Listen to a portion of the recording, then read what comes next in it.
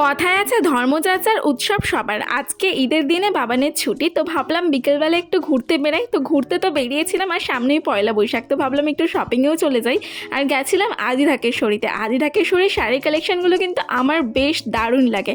আমার রিসেপশন আর বিয়ের সমস্ত শাড়িগুলোই এখান থেকে কিনেছিলাম। সেই ভিডিওগুলোও কিন্তু আমি আমার চ্যানেলে আপলোড করেছিলাম, চাইলে তোমরা সেগুলো দেখে নিতে পারো।